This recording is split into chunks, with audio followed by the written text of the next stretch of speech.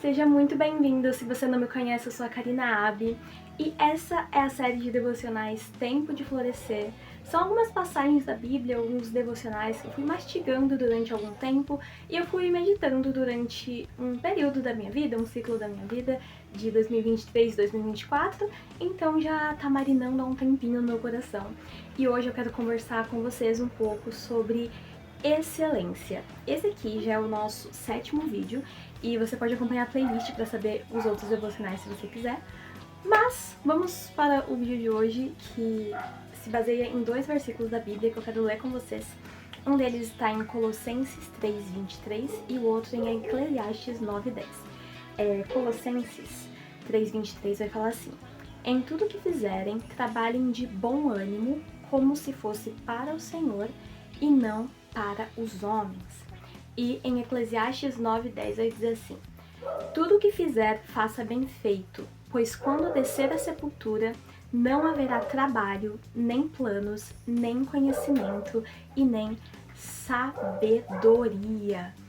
É muito importante porque esses 2 versículos falam pra gente como a gente deve viver a nossa vida na Terra, né? A nossa vida terrena. Muitos textos da Bíblia nos ensinam como a gente precisa exercitar a nossa salvação, como a gente vai fazer para lidar com coisas espirituais, como os dons, como o ministério.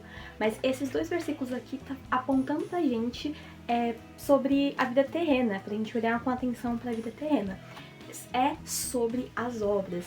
Então, esses versículos sobre excelência tá falando sobre obra, tá falando sobre aquilo que é externo.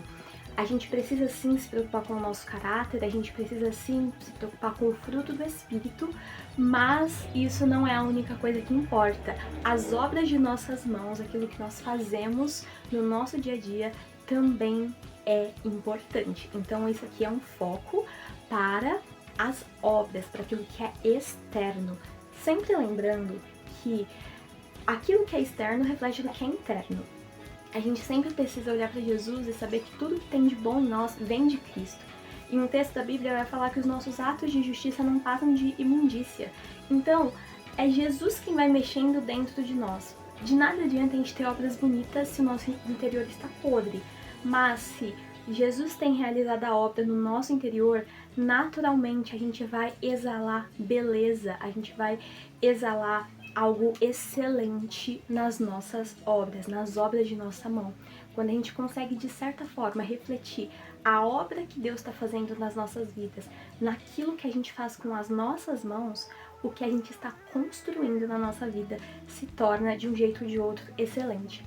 E nem precisa ser algo grandioso. Por exemplo, pode ser algo tão simples como a sua rotina.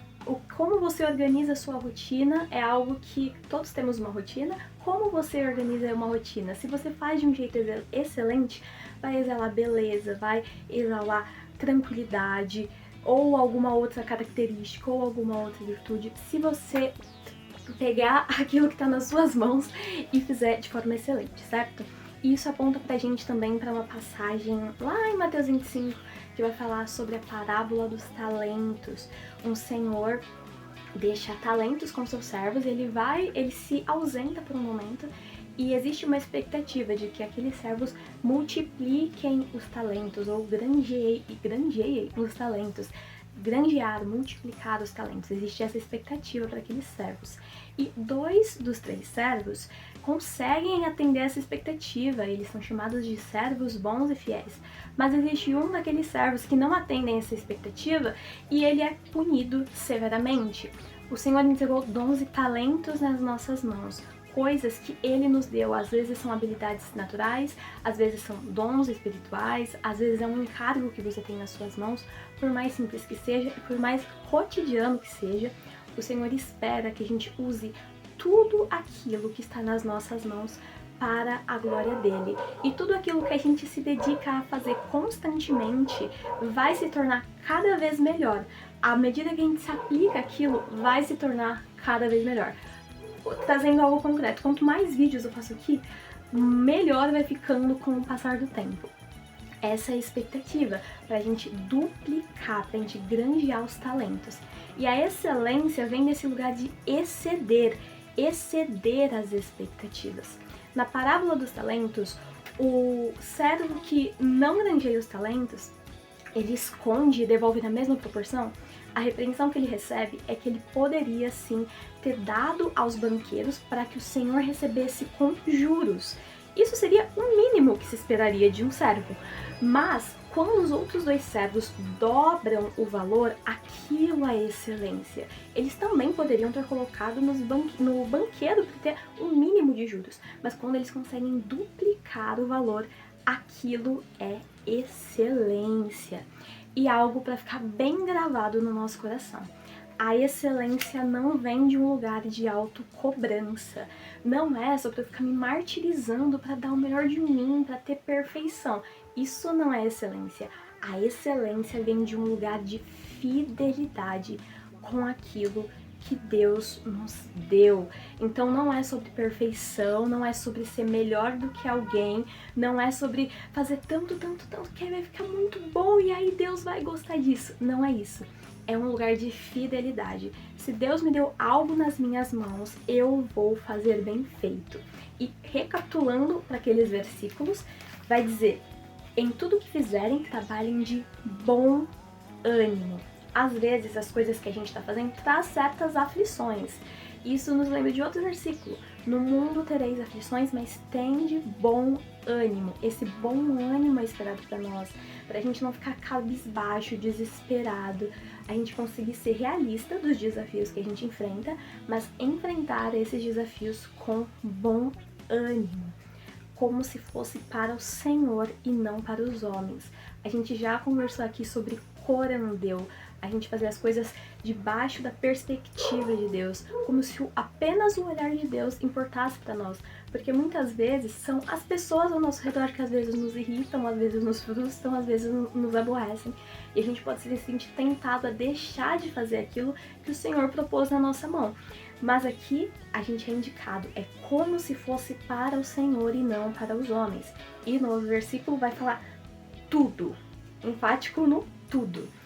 Tudo que fizer, faça bem feito. Então não é apenas fazer, é fazer bem feito, é dar o nosso melhor.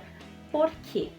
Como eu disse, esses textos estão apontando para a nossa vida terrena, para o nosso dia a dia, para o cotidiano, para a vida de uma pessoa comum.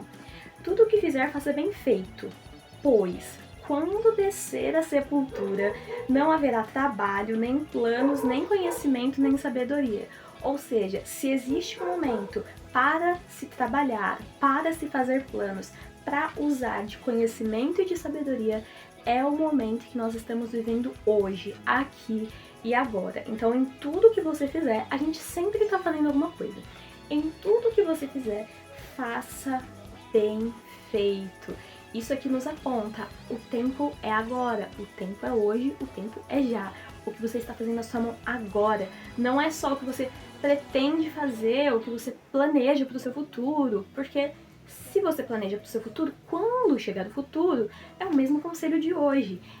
Em tudo que você fizer, faça bem feito.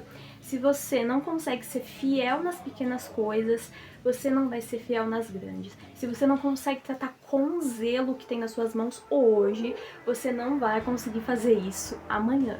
É tudo uma questão da postura que a gente tem diante da vida e diante das coisas que Deus entregou nas nossas mãos. E esse é o chamado do Senhor para as nossas vidas, a excelência. Eu espero que esse vídeo tenha tocado seu coração de alguma forma. Se sim, me deixa saber aqui nos comentários, deixa seu like também. E para você continuar acompanhando vídeos como esse, eu já te convido a se inscrever nesse canal. Vejo você no próximo vídeo. Um beijo, fiquem com Deus, até mais e tchau, tchau!